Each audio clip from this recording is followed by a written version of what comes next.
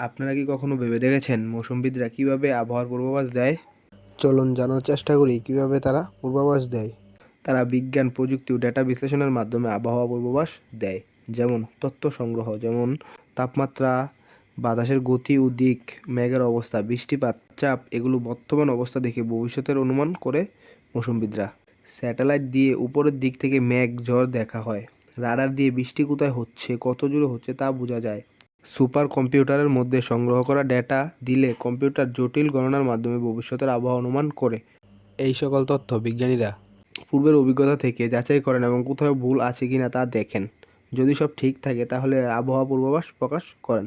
আর আজকে এখানে শেষ করলাম এই ভিডিও। বাট আপনাদের মনে প্রশ্ন আসতে পারে, এত কিছুর পরেও পূর্বাভাস 100% সঠিক হয় না কেন?